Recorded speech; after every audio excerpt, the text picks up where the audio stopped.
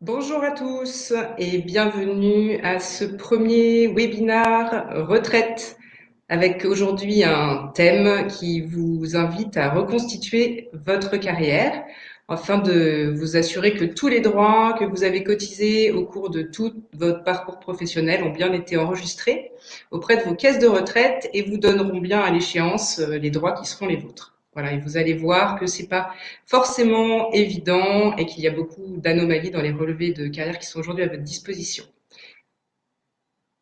Donc on commence ce webinaire par se présenter. Donc le thème est donc pourquoi et comment reconstituer votre carrière.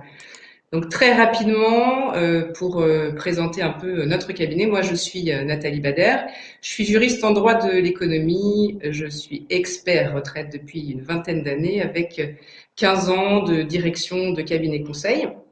Le cabinet NB Consulting est composé de 4 associés, tous experts en droit de la retraite, en droit social ou consultants en ressources humaines. Et vous imaginez bien que, avec un métier comme le nôtre, qui est très à la frontière entre l'activité et la fin d'activité, on noue de nombreux partenariats, notamment avec des avocats qui accompagnent nos clients dans la gestion de leur fin de carrière également, et puis d'autres corps de profession. Donc on va commencer par vous expliquer ce que l'on fait. Donc notre mission, c'est de vous accompagner dans la gestion optimale de votre fin de carrière. Notre vraie valeur ajoutée à nous, c'est le conseil. Qu'est-ce que c'est que la gestion optimale de votre fin de carrière? C'est vous fournir l'information sur mesure qui vous concerne en auditant votre situation, d'ailleurs sur les droits déjà acquis en termes de retraite. Vous avez cotisé toute votre vie, vous avez acquis des droits, on audite votre situation, est-ce que tout est conforme? C'est ce qu'on va voir aujourd'hui et c'est le thème du jour. Et notre métier va jusqu'à la mise en œuvre de la solution idéale, c'est-à-dire qu'une fois qu'on a répertorié vos droits acquis, on scénarise en fonction de vos objectifs professionnels et de vos objectifs personnels, quel serait le chemin à vous qui vous correspondrait le mieux avec tous les dispositifs qui sont à notre disposition, qui sont légaux, réglementaires, et évidemment, on va jusqu'à vous accompagner dans la mise en œuvre de la solution idéale qui est la vôtre et qui n'est évidemment pas celle de tout le monde. Donc nos clients sont des particuliers, sont des entreprises. On traite environ 200 dossiers par an, donc depuis maintenant une vingtaine d'années. Donc l'objectif de ce webinaire, c'est de vous faire bien comprendre en fait les enjeux que représente votre reconstitution de carrière. Et de vous permettre, en vous rappelant un certain nombre de notions en amont qui sont importantes, qui ont leur importance, comment vous allez pouvoir identifier vos propres anomalies de carrière sur les relevés d'informations qui sont aujourd'hui à votre disposition. Donc, à titre préalable, alors de manière assez brève, parce que c'est extrêmement complexe, et on va vous rappeler quelques notions. Tout d'abord, juste structurellement comme en fonction de la retraite, ça c'est juste histoire de vous faire comprendre que c'est extrêmement compliqué. Il y a une notion qui est fondamentale et sans laquelle on ne peut pas comprendre l'intérêt de reconstruire, puisque c'est la reconstruction de sa carrière, c'est celle de taux plein. Et évidemment, on va rentrer très rapidement dans le vif du sujet en vous parlant des périodes qui sont prises en considération dans la détermination de vos droits et qui comptent. Donc, si elles n'ont pas été enregistrées, c'est qu'il y a des anomalies et qu'il faut procéder à leur régularisation. Une erreur, une seule erreur dans une carrière, dans un report de données sur une carrière ou sur le choix d'une date de départ aura pour vous des conséquences financières qui seront irréversibles. Parce qu'une fois que vous avez demandé votre retraite, vous avez 2 mois en fait pour contester les montants qui vous sont annoncés. Donc si vous n'avez pas fait votre reconstitution en amont, ça peut poser évidemment des problèmes, sachant que la retraite, c'est un revenu, c'est un droit pour vous, d'accord? Vous avez cotisé toute votre vie pour avoir ce droit-là. Donc, ça mérite de prendre de prendre quelques instants pour s'en préoccuper. Et surtout, vous allez le toucher de manière viagère, voire même au-delà de votre vie, puisqu'elles sont transmissibles par la voie des pensions de réversion. D'accord. Le système français compte aujourd'hui, avant qu'il ne devienne universel, 42 régimes de retraite. D'accord. C'est le système le plus complexe au monde. Sachez-le. Concernant les anomalies, 13,70% tout d'abord. Ça, c'est le chiffre du rapport du mois de juin de la Cour des comptes, qui annonce que 13,70% des retraites du régime de base uniquement, sachant que le régime de base est une seule petite partie de vos retraites, mais qui est commune à tout le monde, ont été mal attribuées en 2018. Pour vous donner une idée, ça représente quand même, pour l'année dernière, 58 millions d'euros qui sont dans la nature au lieu d'être dans la poche des assurés. Donc, autant vous dire que c'est quand même important de faire en sorte que cet argent soit dans vos poches et pas dans la nature. Nos retours d'experts donc techniques, donc ça, je vous disais, ce sont les chiffres uniquement du régime de base. Les retours que l'on a, et ce sont des statistiques depuis maintenant 15 ans, enfin celles du cabinet, c'est que plus de 80% des relevés de situation présentent et révèlent des irrégularités, donc doivent donner lieu à des régularisations. Alors elles sont plus ou moins importantes, hein, vous le verrez, mais c'est quand même très important de contrôler son relevé de situation. Encore une fois, il n'y a pas d'âge pour le faire, réforme ou pas réforme, vous êtes tous concernés par une reconstitution de carrière à partir du moment où vous avez mis, entre guillemets, les pieds dans le marché actuel et que vous travaillez là sous l'empire de la loi actuelle. D'accord ? Vous êtes tous concernés par ceci et vous avez d'autant plus intérêt à le faire que le système est en train, dans sa simplification, de se complexifier avec une lisibilité des informations qui devient compliquée. Voilà. Donc, je vous invite vraiment à le faire dès aujourd'hui. Donc, concernant la structure des régimes de retraite, là, j'ai deux petits tableaux. C'est simplement pour vous montrer que c'est compliqué. Je pense que vous l'avez compris. Quel que soit votre statut, que vous soyez salarié, ça c'est la colonne de gauche, ou non salarié, c'est toujours la colonne de gauche, vous allez cotiser tous auprès d'un régime de base, la colonne du milieu, et d'un régime complémentaire, celle de droite. D'accord ? Quel que soit votre statut. Admettons que vous soyez cadre, d'accord, salarié, vous allez cotiser à la sécurité sociale au titre de votre régime de base et à l'ARCO-AGIRC, régime fusionné depuis le 1er janvier 2019, au titre de vos régimes complémentaires. Vous êtes, par exemple, là maintenant on va prendre une profession non salariée, gérant d'une structure, j'ai vu que dans les participants il y en avait certains, alors vous allez cotiser à la sécurité sociale des indépendants au titre de votre régime de base, et au régime complémentaire des indépendants au titre de votre régime complémentaire. Jusque-là, c'est assez simple, d'accord ? On voit bien qu'ensuite, il y a d'autres sous-régimes, enfin, il y a d'autres types de régimes. Vous avez été élu local, par exemple, en fonction de votre rémunération, vous allez encore cotiser à d'autres caisses au titre de vos régimes complémentaires notamment. D'accord ? Alors, la situation, finalement, elle est assez simple quand vous avez eu un parcours linéaire. Vous avez été, par exemple, toute votre vie cadre du secteur privé, vous allez cotiser à la CNAV au titre de votre régime de base et à l'ARCO, la GIRC au titre de vos régimes complémentaires. Vous avez été gérant de SARL, on va reprendre les mêmes exemples que ceux tout à l'heure, sécurité sociale des indépendants pour le régime de base et régime complémentaire des indépendants pour le régime complémentaire. Les choses vont se compliquer parce qu'on est aujourd'hui dans un univers où chacun évolue, les parcours sont de moins en moins linéaires, d'accord ? Donc, admettons que vous ayez été cadre du secteur privé, puis vous ayez monté votre structure, vous êtes devenu gérant d'une SARL, ponctuellement vous avez donné quelques cours dans une université quelconque ou dans une école, et puis vous avez endossé un statut d'élu local, par exemple. Alors là, les choses vont se compliquer parce que vous allez avoir cotisé à la sécurité sociale des indépendants, la CNAV, la sécurité sociale, même si ces régimes aujourd'hui sont alignés, ce qui favorise quand même la lecture des informations, vous le verrez, l'ARCO-LAGIRC pour les complémentaires salariés, les régimes complémentaires des indépendants, plus l'IRCANTEC et la complémentaire de l'élu local. Donc là, vous voyez, tout ça, ça va se complexifier, on va avoir des blocs qui vont s'enchaîner, qui vont s'additionner et vous donner vos droits à pension.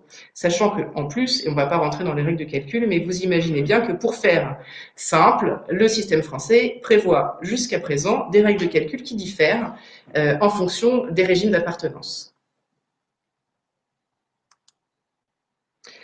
Alors là, c'est pour vous montrer toujours que ces pensions sont composées de différents niveaux et qu'il y a une notion, qu'elles dépendent tous d'un certain nombre de paramètres et qu'il y a une notion qui est importante sur laquelle on va juste s'arrêter quelques minutes, qui est celle de taux plein. En fait, vous avez donc, on l'a vu tout à l'heure, votre retraite de base, que vous soyez salarié donc, ou indépendant commerçant, c'est la première ligne, régime, retraite de base CNAV SSI, D'accord? Là, votre retraite va dépendre de vos meilleures années de salaire plafonné. D'accord? Et elle va également dépendre du nombre de trimestres comptabilisés. Et ça, j'insiste sur cette notion-là parce qu'elle est très importante sur le sujet qui est le nôtre aujourd'hui, le nombre de trimestres comptabilisés. Si vous êtes professionnel libéral, vous avez également une retraite de base qui, là, ne dépend pas des meilleures années de salaire plafond, mais d'un nombre de points acquis. Donc, de la même manière, il faudra bien vérifier qu'à chaque année, vous allez avoir des points attribués. D'accord? Et elle dépend également du nombre de trimestres comptabilisés. Vos retraites complémentaires, elles dépendent d'un nombre de points acquis, d'accord, quel que soit votre régime d'appartenance. Et elles dépendent également du nombre de trimestres comptabilisés. Donc, vous pouvez constater que le nombre de trimestrialité, donc le temps passé, en fait, qui sera comptabilisé dans votre carrière en France, a vraiment de l'importance. Pourquoi ça a de l'importance? Parce que si vous avez toutes vos trimestrialités, on va vous verser 100% de vos droits à partir de l'âge légal. Donc, quel que soit le régime, que ce soit le régime de base ou les régimes complémentaires. C'est pour ça que je mets coefficient 1, si taux plein. Si vous décidez de liquider vos droits à la retraite sans avoir tous vos trimestres, vous aurez des minorations, vous subirez une décote sur le montant de vos pensions qui sera définitive. Donc le taux plein, donc la fameuse notion qui est la notion clé en fait quand on reconstitue sa carrière pour bien comprendre en fait l'intérêt de reconstituer sa carrière. Qu'est-ce que ça veut dire que d'avoir le taux plein? Ça veut dire vous percevez 100% de vos droits acquis. D'accord? Encore faut-il que les droits acquis aient été bien reconstitués. D'accord? Mais c'est 100% de vos droits acquis.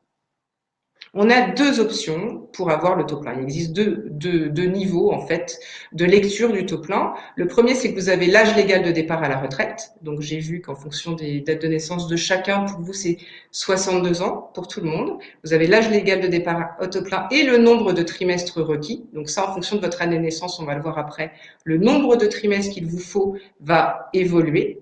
D'accord? Plus vous êtes né tardivement, plus on va vous demander de cotiser plus longtemps. C'est le principe de la solidarité intergénérationnelle dont on parle tant. Ou alors, vous avez l'âge du taux plein automatique, qui est pour tout le monde à 67 ans. Ça veut dire que quel que soit le nombre de trimestrialités, là on se fiche en fait du nombre de trimestres que vous avez cotisé, on vous donnera 100% de vos droits. D'accord? Et la notion de trimestre, si vous voulez partir le plus tôt possible, a vraiment son importance. Parce qu'elle vous permet encore une fois d'avoir 100% de tous vos droits. Donc, petit exemple pour que vous puissiez vous positionner. J'ai vu qu'il y en avait certains qui étaient plus jeunes encore, donc ils sont concernés pour l'instant par la dernière ligne, à moins que la réforme ne les absorbe et que leur retraite soit entre guillemets coupée en deux, avec une partie qui dépendra du régime actuel et une nouvelle partie qui dépendra du système de retraite universel. Mais prenons l'exemple d'un assuré qui est né en 67-69. D'accord, année de naissance 67-69. Vous allez devoir comptabiliser 170 trimestres pour pouvoir liquider vos droits à 100%. D'accord? Cela dès 62 ans. En revanche, entre 62 et 67 ans, hein, vous avez le droit de liquider si vous avez 170 trimestres. En revanche, à 67 ans, en toute hypothèse, on vous versera 100% de vos droits. Vous aurez ce qu'on appelle le taux plein. Donc maintenant, on va vraiment rentrer dans le vif du sujet. Donc les périodes qui vont être prises en considération dans la détermination de vos droits, on va essayer de vous poser quelques questions, notamment pour un peu vous positionner et voir un peu où vous êtes. Donc vous allez avoir normalement un petit sondage qui va s'afficher et auquel on va vous demander de répondre.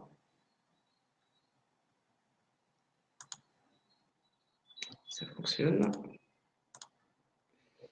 Alors, très bien.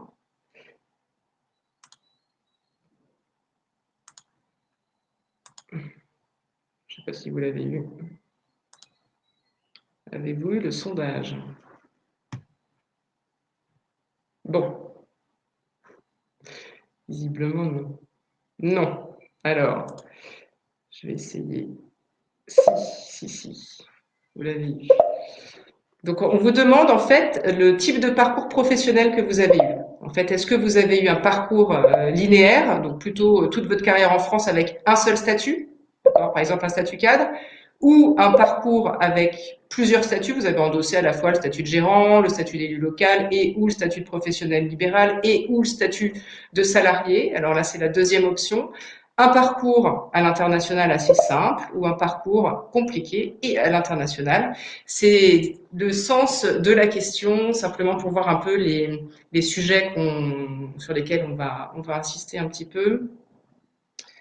D'accord, donc de manière très importante, vous êtes quasiment tous en pluristatut, vous avez tous endossé plusieurs statuts en France au cours de votre parcours professionnel existant en tout cas, et avec certains à l'international, mais 75% d'entre vous avec un parcours pluristatut en France. On va également vous poser une autre question tout de suite qui a son importance, savoir si certains d'entre vous ont eu des accidents de parcours. Qu'est-ce que c'est que des accidents de parcours? C'est est-ce que vous avez eu des périodes de chômage, par exemple, ou des périodes de maladie? C'est un vrai sujet et c'est important pour nous. Donc on vous pose la question et on vous laisse y répondre.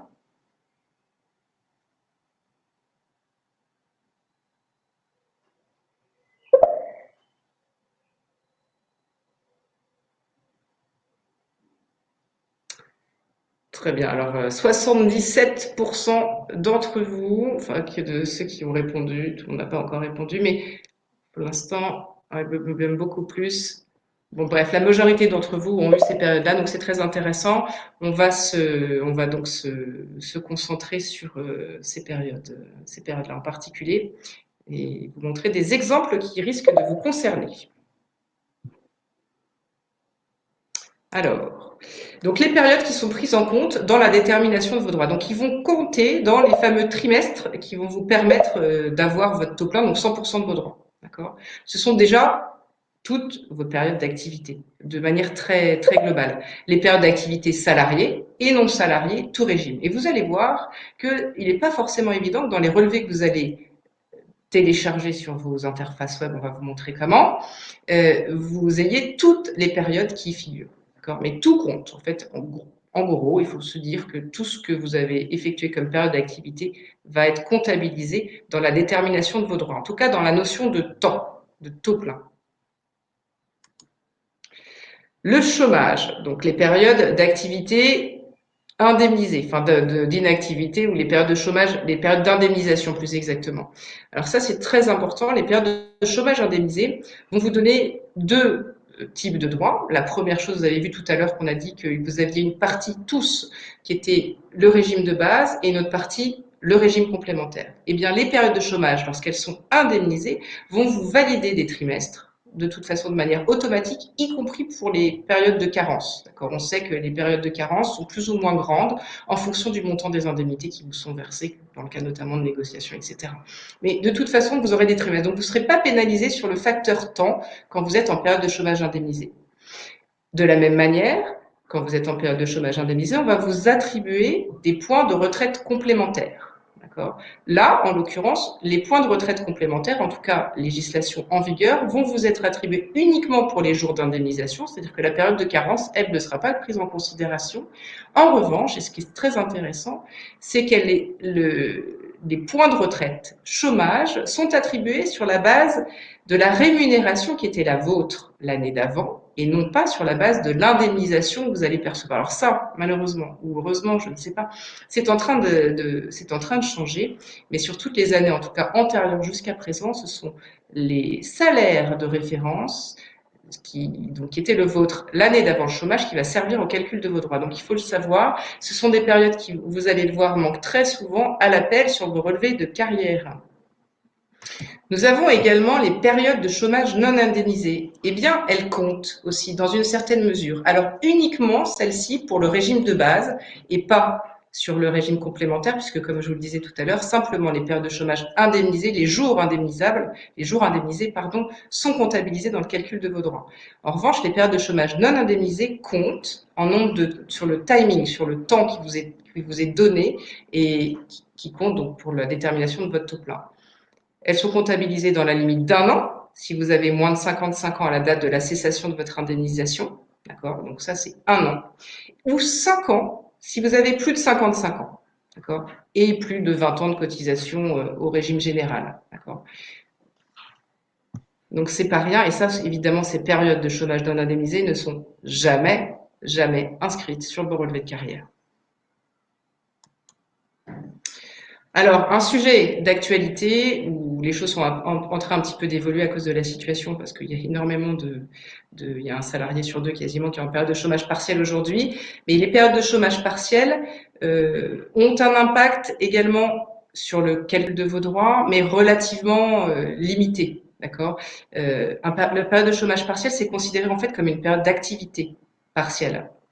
Donc, ce qui va se passer, c'est que si on vous a diminué votre rémunération, elles n'ont pas la même, on les, on n'a pas la même manière de traiter en fait les périodes de chômage partiel que les périodes de chômage indemnisées. Les périodes de chômage partiel, elles vont donc vous donner des droits sur la base des cotisations qui ont été enregistrées. Vous avez eu moins de salaire versé. La période 2020, par exemple, pour tous ceux qui sont en période de chômage partiel, risque, si vous avez des rémunérations qui sont au-delà de 41 000 euros, de ne pas être considéré comme une meilleure année de salaire dans le calcul de vos droits. D'accord. L'impact, il va être ici, en fait. C'est à peu près tout, puisque sur le reste, on attend encore un certain nombre de dispositions pour voir dans quelle mesure, en fait, les périodes de chômage partiel vont être traitées sur la partie attribution des droits de retraite complémentaires. Pour le moment, elles seraient traitées de manière normale au-delà des 60 jours de chômage partiel. Donc, il y a 60 jours qui ne seraient pas pris en considération dans le calcul des droits, mais ça, encore une fois, ça peut être modifié. Donc, c'est neutre sans être neutre. Il y a une année, l'année 2020, qui risque de ne pas être comptabilisée dans les meilleures années de salaire. L'impact est relativement marginal, sachez-le. Donc les autres périodes qui sont prises en considération dans le calcul de vos droits, ce sont les périodes de maladie, les périodes d'accident du travail, les périodes de maternité, évidemment, ça on va en parler un petit peu pour les femmes, les périodes de congé parental, si vous avez pris un congé parental, c'est pris en considération pour la totalité de la période de congé. Par contre, ça n'est pas cumulable avec les périodes de majoration pour enfants. Et pour vous, messieurs, les périodes de service militaire sont prises en considération dans la limite de 5 trimestres et quelle que soit en fait votre qualité avant, fut un temps on était obligé d'avoir cotisé en amont de sa période de service militaire, d'avoir été entre guillemets ce qu'on appelle assuré social pour faire valider sa période de service militaire. Aujourd'hui, ça n'est plus le cas, elle doit être validée et sachez qu'elle l'est rarement. Les démarches sont pas très compliquées. Il suffit de demander son état signalétique et des services. C'est sur la base de ce document que vous pourrez ensuite demander à votre régime de base, parce que les périodes de service militaire donnent des droits au régime de base, de faire valoir cette période. Alors pour ceux, vous n'êtes pas très nombreux, mais vous êtes quand même quelques-uns, à avoir eu des périodes d'activité à l'étranger. Alors sachez que la réglementation est assez complexe, mais qu'elle compte, globalement elle compte, sauf si vous avez énormément voyagé, auquel cas là ça devient compliqué. Mais pour schématiser, si vous avez eu des périodes d'activité salariée à l'étranger au sein de l'Union européenne, d'accord, ces périodes seront prises en considération dans le calcul de votre temps passé, donc dans les fameux 170 trimestres quand vous êtes né en 69 par exemple, dont on parlait tout à l'heure. Donc, et ces trimestres-là qui impacteront, on l'a vu, le montant des pensions de retraite complémentaires. Hein, d'accord. Donc, il faut les faire rapatrier parce qu'elles y sont jamais. D'accord. Les périodes d'activité passées à l'étranger ne sont jamais comptabilisées dans sur vos relevés de carrière. D'accord. Période d'activité à l'étranger, très important.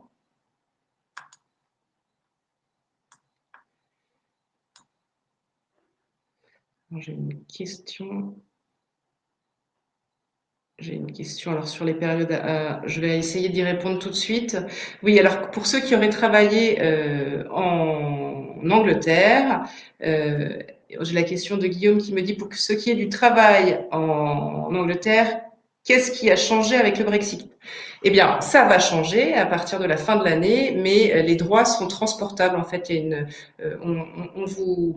vous êtes protégé par toutes les périodes d'activité que vous avez effectuées sur le territoire anglais là jusqu'à la fin de l'année. Ensuite, évidemment, ce qui va compter, ce sont les accords de sécurité sociale qui vont être passés entre la France et l'Angleterre. Et pour l'instant, on n'a pas tellement d'informations, même si on peut se douter qu'il va y en avoir un et que du coup, les périodes d'activité vont être vont être comptabilisés également. Mais jusqu'au 31 décembre 2020, si vous avez eu des périodes d'activité en Angleterre en 90, 2000, 2010, 2019, 2018, elles seront intégrées dans vos relevés de carrière. D'accord. Autre période d'activité salariée à l'étranger, on n'a pas que des activités au sein de l'Union européenne. Les pays signataires d'un accord de sécurité sociale avec la France, donc il y en a beaucoup, le Canada, les États-Unis, la majorité des pays, le Japon, la majorité des pays a signé un accord de sécurité sociale avec la France, mais pas tous. Dans ce cas-là, les périodes d'activité que vous allez avoir effectuées là-bas pourront également être rapatriées, mais sous certaines conditions, dans le temps passé en France, donc qui impactera l'intégralité de vos pensions de retraite. D'accord. Par contre, on le verra un petit peu après, quand vous avez été à la fois au sein de l'Union européenne et aux États-Unis, au Canada, ou en Argentine, etc., les choses vont se compliquer un petit peu parce que vous n'avez pas le même traitement que tout le monde.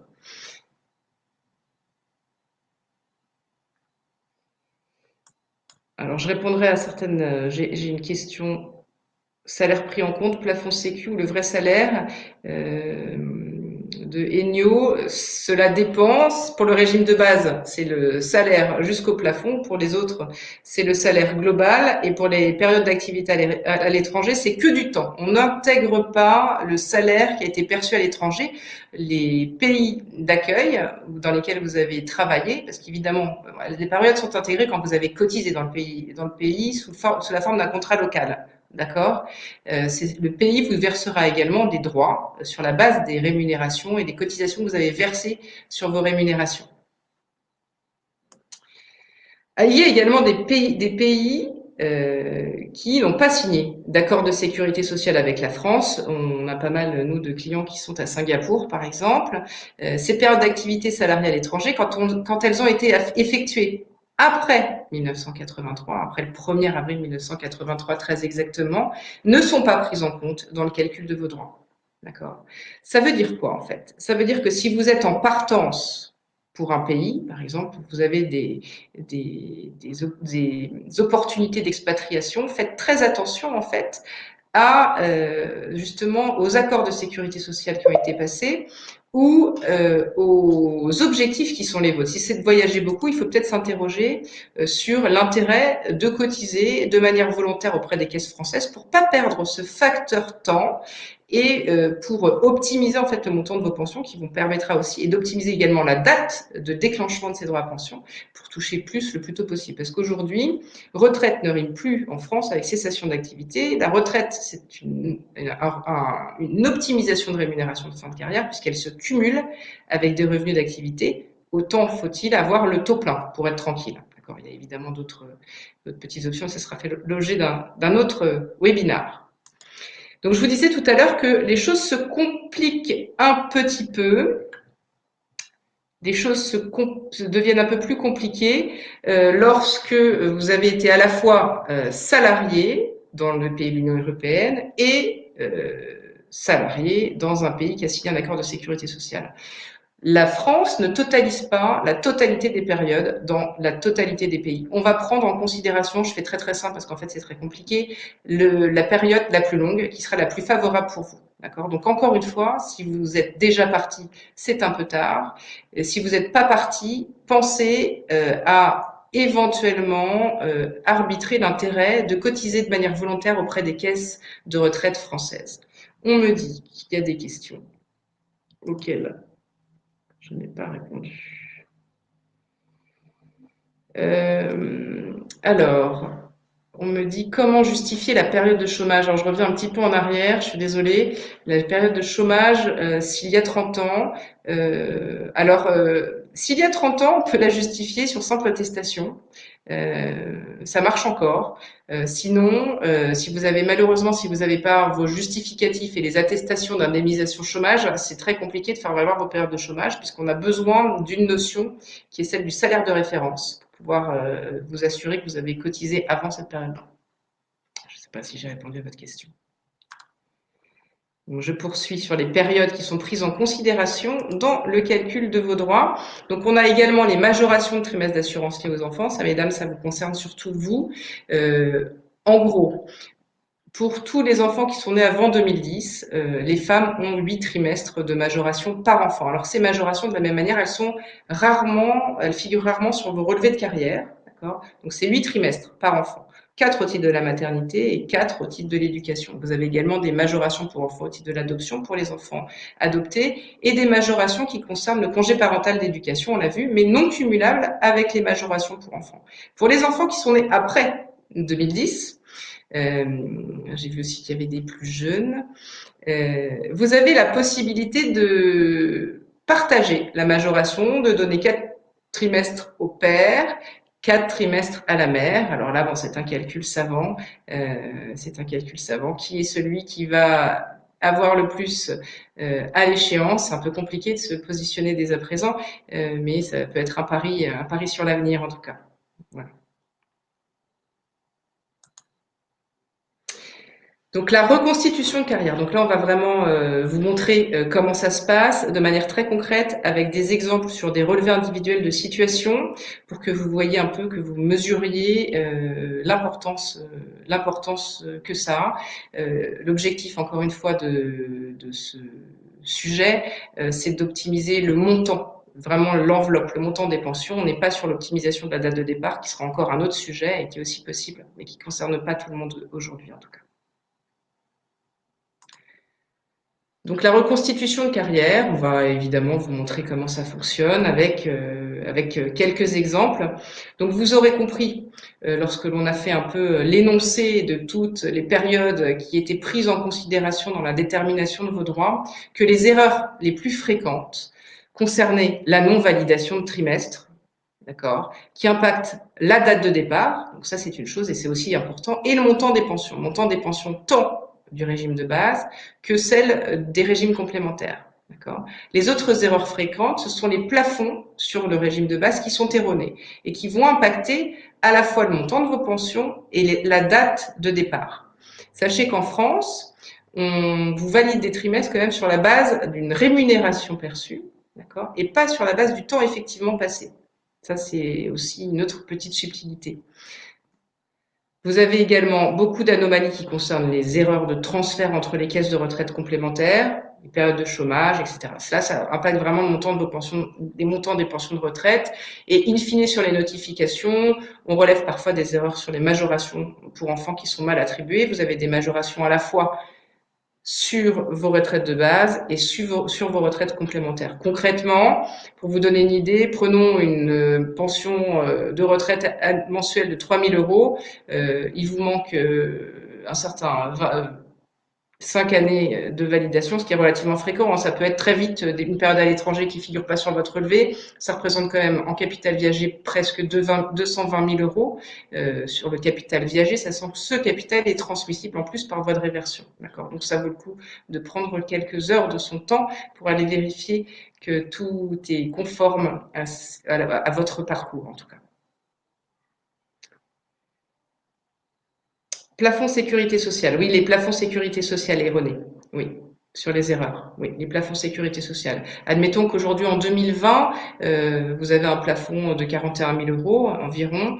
Vous m'excuserez mon manque de précision, mais c'est 41 000 euros. Si vous avez eu une rémunération supérieure à cette somme-là et que ce plafond-là ne figure pas, c'est qu'il y a une anomalie. Alors, ça peut être lié à différentes choses. Hein. La Cour des comptes l'a précisé dans son dernier rapport. Bon, il y a des reports de données liés à la fusion des systèmes d'information qui font que il y a des données qui partent dans la nature, on ne sait pas comment. On a même eu, nous, des erreurs de données dans les numéros de sécurité sociale qui vous ont été attribués. Vous vous retrouvez avec le numéro de sécurité sociale de quelqu'un d'autre, quand même. Donc avec la carrière qui n'est pas la vôtre. Ça nous est également arrivé. Des plafonds erronés, ça peut être un employeur qui était défaillant dans le paiement de ses cotisations sociales, par exemple. Mais vous êtes protégé. Il faut bien que vous vous mettiez, à partir du moment où vous n'êtes pas dirigeant d'entreprise, parce que les dirigeants, c'est un peu différent, ils sont responsables en fait au regard de leur comptabilité. Mais pour tous les salariés, même si l'employeur a été défaillant dans le paiement de ses cotisations, vous pourrez régulariser votre carrière.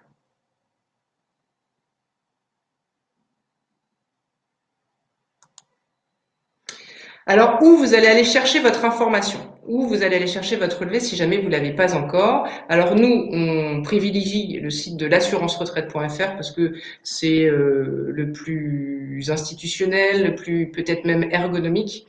Et qui vous permet en fait d'avoir plusieurs informations qui sont à votre disposition. D'abord votre relevé de situation individuelle, le fameux document qui va vous permettre de passer en revue toutes vos périodes d'activité et de vérifier s'il n'y a pas d'anomalie. Si et seulement si il n'y a pas d'anomalie, vous avez ensuite la possibilité d'aller voir une estimation globale de vos droits qui est indicative, c'est bien précisé, et qui ne sera évidemment valable que s'il ne manque rien.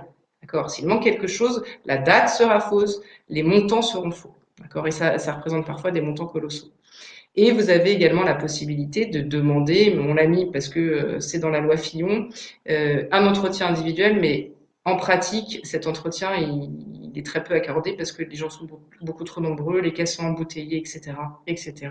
Donc c'est un gros bazar pour pouvoir avoir les informations de l'information individualisée. Alors, le mode d'emploi, on va vous montrer où aller chercher votre relevé. Donc nous, on privilégie l'assurance-retraite.fr. Ce qu'il faudra faire une fois que vous avez votre relevé, c'est contrôler que la première année d'activité qui a été enregistrée sur votre relevé est bien celle de votre début d'activité, et tous les petits boulots même comptent, tout compte sur ce relevé de carrière. Ensuite, vous irez évidemment contrôler vos trimestres. Si vous avez en fait des endroits où vous constatez des trous, alors que vous avez été, vous l'aurez compris, au chômage ou à l'étranger ou en activité, quelle qu'elle soit, ce n'est pas normal. D'accord. Vous contrôlerez également après vos périodes ARCO, AGIRC. Alors là, ça sera un petit peu compliqué, mais on va vous montrer avec un relevé comment faire. Et bien évidemment, ensuite préparer ou demander les régularisations effectives auprès de vos caisses de retraite. En fonction de votre âge, vous n'avez pas la même option pour régulariser vos dossiers, puisque compte tenu du nombre de demandes de retraite, ne serait-ce par an, les dossiers de régularisation sont traités dans des temps assez longs. Mais on va vous expliquer comment. Donc pour répondre à Ennio, l'estimation des sites est correcte. Elle n'est correcte, c'est ce que je disais tout à l'heure, uniquement s'il n'y a aucune anomalie sur votre relevé de carrière. Voilà. C'est-à-dire si elle prend en considération tous vos trimestres cotisés, vos périodes d'activité si vous avez été à l'étranger, les périodes de chômage, si tous vos points comptabilisés au cours de toute votre carrière ont été correctement intégrés sur vos relevés, si les majorations pour enfants ont été prises en considération, ça concerne alors là surtout les femmes parce que ça modifie considérablement les chiffres. Voilà, pour répondre à vos questions. Mais elles peuvent être justes si effectivement il n'y a pas d'anomalie sur vos relevés de carrière, tout à fait. Donc, où aller chercher votre relevé de carrière? Donc, vous branchez, vous vous connectez sur le site de l'assurance-retraite.fr avec deux options, soit avec votre numéro de sécurité sociale, votre nom, votre prénom, votre date de naissance et votre adresse mail, et vous allez tomber sur cette interface-là. Et vous pouvez également vous connecter avec vos identifiants avec France Connect. Je pense que vous connaissez tous maintenant les identifiants fiscaux, les identifiants maladie ou autres qui vous permettent aujourd'hui de vous connecter. Toutes les informations, on le sait maintenant, sont toutes centralisées. Vous êtes surveillés.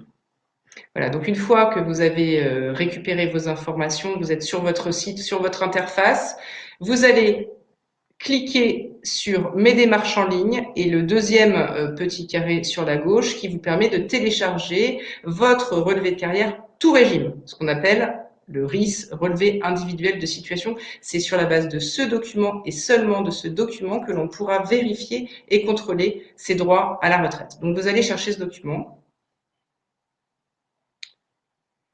Alors pour répondre à Richard qui pose une question, peut-on faire une régularisation partielle sur une période récente et compléter dans un second temps les années les plus anciennes? Je répondrai tout à l'heure à la question. Oui et non. Je vous réponds tout à l'heure en fait. C'est en fonction de votre âge. En fonction de votre âge, de toute façon, les dossiers ne seront pas traités de la même manière. Donc ça vaudra plus ou moins le coup de le faire. Je réponds à la fin, voilà. Donc une fois que vous avez votre relevé, vous arrivez sur l'interface de demander votre relevé individuel de situation, vous allez le télécharger et vous l'avez instantanément. Si c'est pas le cas, vous faites un petit clic en arrière, un clic en avant et il arrive instantanément sur votre fenêtre. Voilà. Et là, vous avez vos informations. Alors, j'ai pas montré de manière volontaire à quoi correspondait un relevé de situation globale parce qu'en fait, on l'a découpé en plusieurs parties en essayant d'être efficace tout de suite, en vous montrant des avant, des après. Mais en réalité, la première page de votre relevé, vous allez avoir vos coordonnées, le résumé de vos droits et ensuite le détail de vos droits par régime. Donc, première page, le résumé de vos droits, retraite de base, retraite complémentaire, autre régime s'il y en a eu. Et en seconde page, vous allez avoir votre carrière enregistrée auprès du régime de base et ensuite la carrière enregistrée auprès de vos régimes complémentaires. D'accord. Donc là, un exemple d'erreur. On disait dans la première partie des périodes qui étaient prises en considération dans la détermination de vos droits que toutes les périodes d'activité devaient compter, qu'elles soient salariées ou non salariées dans la comptabilisation, en tout cas du taux plein et du nombre de trimestres également de vos droits, parce que à partir du moment où vous avez cotisé auprès d'un régime non salarié ou salarié, ça vous donne des droits sur chacun des régimes, d'accord? Donc là, on voit un avant, c'est la même personne, un avant et un après. Donc l'avant, si on regarde bien, il a juste 79 cotisés avant les demandes de régularisation. Et l'après, on lui attribue 84 trimestres de plus, donc c'est entouré, et un certain nombre de points de retraite en plus qui viennent s'ajouter après les régularisations. Alors sachez que parfois, des manques qui concernent les informations qui sont relatives au régime des professions libérales sont parfois le fait que les cotisations sociales sur ces régimes ne sont pas à jour. D'accord. Et ça, c'est un vrai problème, c'est-à-dire il suffit que pendant une année, qui peut être ancienne, hein, vous n'ayez pas soldé vos cotisations, eh bien, on vous attribuera pas de droits. D'accord. Et quand on voit ce que ça peut peser dans la balance retraite, c'est important. Là, en l'occurrence, entre une situation avant et une situation après pour la même personne, on a quand même 14 000 euros, plus de 14 000 euros de régularisation annuelle de droit à la retraite, ce qui est vraiment évidemment pas neutre. Alors sûrement, j'ai une question sur les congés maternité. Sur mon relevé, je ne vois pas mon deuxième congé maternité. Est-ce normal? Alors, c'est une question. Alors, il y a deux choses en fait. La première, c'est que peut-être sur votre relevé avez-vous travaillé pendant ce moment-là, et qu'en toute hypothèse, on vous attribuera, vous, Sylvie, 8 trimestres de toute façon pour cet enfant. Donc les congés maternité ne sont pas forcément inscrits sur vos relevés de trimestres. Les trimestres sont attribués de facto quand on demande ces informations, quand on procède à la régularisation de ces droits. D'accord. Ils ne sont pas forcément inscrits sur votre relevé de carrière. Le congé parental l'est. Voilà. Donc, congé maternité, congé parental, je ne sais pas si c'était le sens de votre question. Autre exemple d'erreur, donc assez éloquente cette fois-ci également. Donc ça, je vous disais que dans vos relevés de situation, vous avez également une partie régime de base qui est individualisable. Donc là, on a un avant à gauche d'un relevé de situation avant régularisation, tel qu'il arrive, et ensuite, à droite, un relevé après régularisation. Donc on voit bien à gauche juste de manière très simple, il n'y a rien, voilà, c'est tout blanc. Pourquoi est-ce que c'est blanc? On se pose la question, est-ce que c'est normal? Si c'est normal, c'est normal. Si c'est pas normal, alors c'est qu'il y a une action positive à faire de votre part. Là, en l'occurrence, il manquait les périodes d'activité travaillée dans un pays de l'Union européenne, d'accord, et la réintégration des données a permis à cet assuré de gagner 30 trimestres de retraite. Alors 30 trimestres, finalement, ça ne sert pas en grand-chose puisque on ne prend que 5 ans. Il n'y a que 5 années qui permettront de faire valoir des droits optimisés, entre guillemets. C'est encore une petite complexité du système. Mais en tout cas, ça a permis à cette personne de partir avec 100% de ses droits 5 ans plus tôt. D'accord. Et ça, c'est très important. Tout en cumulant avec des revenus d'activité. D'accord. Parce qu'encore une fois, aujourd'hui, retraite n'est pas synonyme de revenus d'activité. Je réponds à la stage pratique. Alors, il faudrait que je regarde. Alors, les stages, Pascal, sont rachetables. sont validables sous certaines conditions. Il faudrait que j'ai pour ça le bulletin qui correspond à votre question. Pascal pose une question sur le dispositif BAR avec les bulletins de salaire à 90% du SMIC sans cotisation sociale. Est-ce qu'il y a des trimestres ou pas de trimestres? Tout dépend en fait du traitement qui a été fait de ces stages en termes justement de manière sociale. Une certaine partie des stages peuvent être achetés. Et parfois, on a quand même des cotisations qui sont réglées par l'État et qui vous donnent des droits. Donc ça, il faut vraiment que je regarde pour le coup. Je vous invite à m'envoyer en message privé ensuite le document.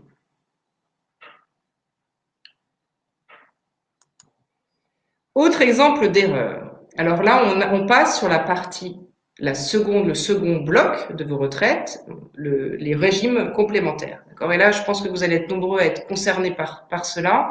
Et le manque à gagner peut être très très important. En fait, ce qu'il faut se dire, quand on a été, alors sur la page de droite, déjà je vous explique un peu, c'est un petit peu compliqué, mais sur la page de droite, vous avez le nouveau relevé tel qu'aujourd'hui vous allez l'avoir, c'est-à-dire avec une colonne supplémentaire, point Arco à GIRC, les points ont été fusionnés. Cette colonne-là, d'accord, c'est en fait juste un calcul de maths, c'est la conversion des droits qui sont inscrits précédemment dans les autres colonnes. Il n'y a jamais d'erreur dans la conversion des droits. Donc, en fait, cette colonne-là n'est pas la colonne sur laquelle on se concentre. D'accord. Les colonnes sur lesquelles on se concentre sont les trois d'avant, ARCO, tranche B, tranche C. L'ARCO, ce sont les droits qui sont attribués quand on a été non-cadre ou quand on a un statut de non-cadre. On va faire simple. Les autres sont des droits qui sont attribués, les points à agir, qui sont des droits qui sont attribués quand on est cadre. D'accord. La somme des deux, après conversion, dans le droit, ce qu'on appelle aujourd'hui les points arco-agir. D'accord. Donc pas d'erreur dans les conversions, en tout cas pas d'erreur connue depuis 1 an et demi maintenant, un peu plus d'1 an, en tout cas presque 1 an et demi. En revanche, beaucoup d'anomalies dans l'attribution des droits non cadres ou des droits cadres. Là, regardez, avant, on se concentre pour ça sur les colonnes non cadres et cadres.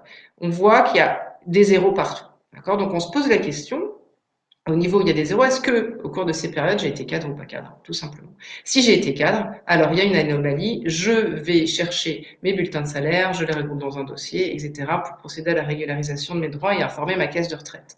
Donc on voit bien qu'avant, il n'y a rien, et qu'après régularisation, sur les mêmes colonnes, donc on enlève la dernière qui est la conversion des droits, on voit des chiffres qui s'inscrivent, il y a des droits qui ont été réattribués après régularisation.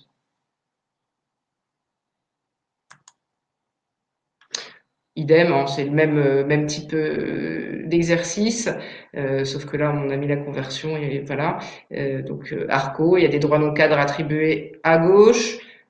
Au milieu, les droits à agir, que ce sont donc les droits cadres. Rien d'attribué, on se pose la question, est-ce que c'est normal, pas normal? Là, en l'occurrence, il manquait une partie des droits, avec à chaque fois, évidemment, un manque à gagner certain, qui est jamais neutre, surtout quand on se projette sur l'espérance de vie et qu'on raisonne en capital viager. Alors, tout à l'heure également, et là ça concerne pas mal de monde puisqu'il y a eu pas mal d'accidents entre guillemets de parcours au sein des participants de ce webinaire, on disait que toutes les périodes de chômage indemnisées étaient prises en considération dans le calcul des droits, d'accord, qu'il s'agisse du régime de base ou de vos retraites complémentaires, d'accord. Donc là, on voit bien que la personne a été cadre en 2010 puisqu'elle a totalisé des points dans les colonnes cadres, d'accord, B et C, d'accord. En revanche, à partir du moment où elle est allée au chômage, indemnisée, elle a des zéros partout. Eh bien, c'est pas normal. Alors, c'est normal sur la tranche C des salaires, mais ça, on va passer. Mais sur la tranche B des salaires, c'est pas normal. D'accord? Donc, il faut qu'elle régularise, d'accord? Et qu'elle fasse valoir sur la base des attestations d'indemnisation, parce qu'il faut évidemment sortir tous les justificatifs, parce que sans justificatif, on peut pas faire grand chose. Elle va demander la régularisation de ses droits. Et sur ne serait-ce qu'une année simplement d'indemnisation, elle va optimiser le montant de ses pensions d'environ 1 500 € par an. Vous voyez, c'est quand même vraiment pas neutre. Et les périodes de chômage, c'est vraiment une des anomalies majeures que l'on rencontre dans les reconstitutions de carrière. Autre exemple d'erreur, alors là c'est vraiment très factuel, enfin c'est très basique et très. Vous avez vos relevés, D'accord? On a dit toujours de manière individualisée, votre relevé du régime de base, de l'autre côté celui des régimes complémentaires. En gros, s'ils n'ont pas la même taille, c'est qu'il y a un problème. D'accord? C'est qu'il en manque quelque part. Là, en l'occurrence, sur celui-là, il y en a un qui est beaucoup plus petit que l'autre. Il manquait 13 années de droit. Voilà. Donc les transferts de droits, le manque de points cadres, etc. sont vraiment des anomalies extrêmement fréquentes. Alors là, on aime bien cet exemple parce que vous imaginez que pour nous, c'est un exemple qui a compté. Mais regardez simplement, à la fin de vos relevés, vous aurez le total de tous vos points. Regardez simplement la ligne rouge, c'est la même personne, donc avant régularisation, 11 718 points, 9 857 points, d'accord, avec ça, ce qui représentait un montant de pension complémentaire de 9 400 € annuels. Et après régularisation, boum, voilà. Donc vous voyez, ça change beaucoup. Alors bon, c'est un cadre supérieur qui avait un niveau de rémunération très important, mais vous voyez un peu la différence avant et après régularisation. Voilà, donc une fois, j'espère que vous avez pu un peu vous identifier dans certains exemples qu'on a montrés aujourd'hui. On peut malheureusement pas tout montrer, mais dans 8 dossiers sur 10, on a vraiment des anomalies. Alors évidemment, elles sont plus ou moins importantes, mais en toute hypothèse, elles sont impactantes et en toute hypothèse, elles ont rien à faire dans la nature. C'est votre argent, donc c'est important que vous fassiez valoir les droits qui sont les vôtres et que vous prépariez pour cela vos dossiers de régularisation. Donc, tout n'est pas... alors, j'ai juste une question sur la période, sur le slide précédent, chômage tranché, erreur auprès de qui on régularise. Alors tranché, alors justement, on vous attribue des droits au chômage sur la base de la rémunération qui a été la vôtre, mais jusqu'à uniquement 4 plafonds de sécurité sociale. C'est-à-dire que si vous avez des rémunérations au-delà de 4 plafonds de sécurité sociale, d'accord, 260 000 €, on vous attribue pas de droit tranché. La tranchée est pas éligible en fait à la préservation des droits chômage, donc c'est normal. Si vous avez des droits chômage A, ARCO, tranche B et pas tranché, c'est normal. Donc sur les dossiers de régularisation, 35, entre 35 et 55 ans, vous avez une chose à faire qui est quand même très importante, c'est de préparer votre dossier. C'est-à-dire que partout où vous avez identifié des anomalies, vous allez chercher dans vos archives, vos bulletins de salaire, vos attestations d'indemnisation chômage et ou maladie, vous préparez vos livrets de famille pour les majorations pour enfants, etc., pour faire valoir vos droits à la bonne date et profitez-en maintenant surtout pendant que le relevé est encore lisible, parce que vous avez, j'imagine, entendu parler, c'est quand même le sujet phare avant qu'il soit évincé par la crise sanitaire qu'on traverse. Les retraites, c'était quand même le sujet phare. La réforme, même si elle a été reportée, va probablement avoir lieu à un moment donné, parce qu'il va bien falloir rééquilibrer l'équilibre de nos systèmes de retraite pour que chacun ait un jour ses droits. Donc, les systèmes d'information sont en train de fusionner pour se simplifier, parce que c'est un des objectifs de la réforme du système universel. Elle a déjà commencé, en fait, depuis un moment déjà. C'est de fusionner en fait les systèmes d'information pour vous permettre d'avoir une lisibilité, soi-disant, meilleure de vos droits. D'accord? Sauf qu'une fois que tout va être converti, vous allez avoir beaucoup de mal à vous y retrouver et à identifier les anomalies. Donc, on vous invite vraiment à faire ça dès à présent. Donc, si vous avez entre 35 et 55 ans, vous préparez votre dossier, vous profitez de cette période, d'ailleurs, qui est un peu propre au rangement et au tri, on a ces archives pas loin, malheureusement, mais vous préparez votre dossier, en fait, tout ce qui est anomalie, vous sortez tout ce que vous avez identifié. À partir de 55 ans, là, vous pouvez procéder de manière effective à des démarches actives et positives auprès de vos caisses de retraite, tout régime confondu. Vous avez le nom de vos caisses qui est affiché au niveau des en-têtes de vos relevés de situation individuelle. C'est auprès de ces institutions-là que l'on fait ces demandes de régularisation. D'accord? Donc, entre 55 et 59 ans, vous pouvez procéder à des régularisations effectives auprès de vos caisses de retraite. Sachez que les temps d'instruction restent longs. D'accord? Mais que votre demande ne sera pas rejetée. J'ai Richard qui me pose une question. Je cherche dans mes archives, je peux faire une régularisation partielle sur mon activité la plus récente ou il vaut mieux attendre d'avoir retrouvé toutes mes pièces. il vaut mieux attendre d'avoir retrouvé toutes ces pièces, en tout cas de vous assurer que vous pouvez les avoir et de faire une régularisation totale. C'est toujours beaucoup plus efficace. C'est mieux. Mais à 59 ans, enfin, en fait, si vous voulez, c'est quand même bien de faire un petit travail d'enquête. Et si vous n'avez pas tous vos justificatifs, vous avez toujours la possibilité de procéder à des enquêtes auprès de vos employeurs et de leur demander s'ils existent toujours, parce qu'on est toujours dans des problématiques où il y a eu aussi des restructurations, des liquidations. On est toujours dans une dynamique d'enquête. Donc, soit vous enquêtez chez vous avec ce que vous avez, soit vous enquêtez auprès de vos employeurs. D'accord? Si vous avez plus de 59 ans, d'accord, vous avez deux actions à mener. D'abord, si vous avez des anomalies, demandez des régularisations effectives auprès de vos caisses de retraite, d'accord. Et deuxièmement, et ça c'est très important parce qu'il y a beaucoup de leviers d'optimisation sur la date de départ, vous interrogez en fait sur quel est le meilleur moment pour faire valoir vos droits à la retraite. Et c'est à 59 ans que ça se décide, parce qu'on a suffisamment de visibilité et on connaît la pérennité d'un certain nombre de dispositifs qui vont vous permettre d'optimiser au-delà du montant, c'était le sujet du jour, le montant, optimiser le montant, vérifier ces montants de pension, si on ne peut pas optimiser également la date à laquelle on fera valoir ses droits. Et quand on a 59 ans ou plus, c'est très important. Il y a un certain nombre d'arbitrages stratégiques qui sont tous évidemment sur mesure, hein, mais qui vont vous permettre de mieux décider en fonction, encore une fois, de vos objectifs personnels, professionnels, de votre statut, de votre poste, etc. Et en même temps, d'optimiser votre rémunération de fin de carrière parce qu'on est toujours dans une dynamique d'optimiser son revenu. D'accord? Optimiser sa rémunération de fin de carrière. Enio, si mon relevé est correct, ai-je quand même besoin de procurer mes justificatifs? Ben non, si votre relevé est correct, il est correct. Donc vous faites partie des gens qui ont de la chance et, et qui voilà, qui n'ont qu'une seule chose éventuellement une autre question à se poser, c'est est-ce que je peux pas optimiser, voilà, c'est ce que vous posez là, quel exemple de stratégie, est-ce que je ne peux pas finalement optimiser le moment de mon départ? Ça, c'est vraiment une vraie problématique. Alors comment ça s'optimise? Ça dépend du statut que l'on a, ça dépend de l'âge que l'on a, ça dépend des objectifs que l'on a. D'ailleurs, on va vous poser une petite question, on va en profiter, sondage sur quels sont vos objectifs à tous de fin de carrière, même si pour la plupart, enfin, certains sont un peu jeunes, mais c'est pas grave. Vous pouvez répondre aussi.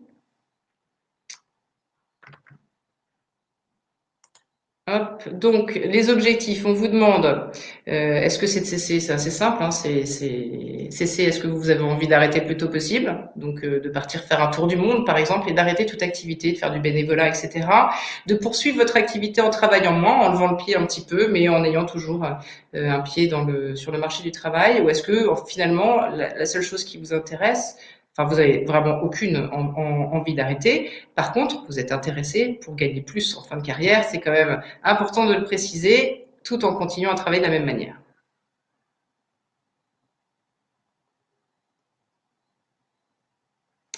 Ok. Donc c'est très partagé. Il y a un peu de tout. Il y a un peu de tout. Vous êtes nombreux aussi. Ouais. Aussi nombreux à vouloir arrêter ou à poursuivre votre activité en travaillant moins. La majorité d'entre vous, 46%, souhaiteraient poursuivre leur activité professionnelle en travaillant moins. Eh bien, c'est possible et on peut même poursuivre son activité professionnelle en travaillant moins et en gagnant au moins autant, voire plus. Donc il y a un certain nombre de mécanismes qui sont à votre disposition. Je vous invite, pour cela, on en parlera ce sera le thème du prochain webinaire du 20, je pense. Je vous inviterai à aller regarder sur le site internet la date exacte pour pas vous raconter de bêtises, où on va parler justement du moment de la date de départ et en fait quel est l'enjeu de la même manière en fait, l'enjeu de partir plus tôt ou pas. Et encore une fois, ça dépend d'un certain nombre de paramètres et de vos envies à vous, puisque tout cela dépend de vous. Donc, on peut décider de lever le pied à 60 ans par le mécanisme par le biais d'une retraite progressive. On peut, dès 62 ans, décider, dès qu'on a l'âge légal, de cumuler ses revenus de retraite avec un emploi, mais pas n'importe comment. C'est mieux d'avoir son taux plein. Pour avoir son taux plein, il peut y avoir un levier à activer, c'est le rachat de trimestre, mais selon quelle option, etc. C'est tout un tas de mécanismes en chaîne, en fait, qui de toute façon vont dépendre de tellement de paramètres qu'il ne va pas y avoir une solution identique pour tout le monde, puisque ça dépend du montant des pensions qui seront les vôtres, ça dépend du montant de la rémunération qui est les vôtres, de votre fiscalité. Voilà. Donc, mais il y a des stratégies à mettre en place pour gagner plus en fin de carrière, surtout quand on veut poursuivre en travaillant moins. Voilà. Voilà pour répondre à vos questions. Voilà, pour répondre à vos questions, le webinaire sur le thème de la reconstitution de carrière se termine. Simplement pour vous rappeler, nous, un petit peu ce qu'on fait. Si vous avez des questions, évidemment, de manière individuelle, qui sont un peu et que cette session n'a pas permis de répondre à toutes vos questions, vous pouvez toujours nous appeler et venir nous voir. Nous faisons aussi bien de la consultation horaire qui vous permet d'identifier vos anomalies, de voir où vous en êtes, de voir si les outils qui sont à disposition gratuitement vous suffisent pour avoir un état des lieux de votre situation. On fait également des diagnostics stratégiques qui vous permettent de scénariser des projections et d'avoir des estimations en chiffres et en mots. Notre métier à nous, c'est de vous accompagner avec des chiffres, avec vos mots, avec des mots dans quel sera le montant de mes revenus de fin de carrière et définir une stratégie de fin de carrière. On vous aide également, si vous avez l'âge à traiter, vos formalités de départ à la retraite, ce qui vous permet de vous assurer que tout est en ordre et que ça vous évite de vous positionner dans les 13-70% de retraite mal attribuées. Voilà. Et puis plus globalement, avec nos partenaires, évidemment, on est là pour vous accompagner. Voilà.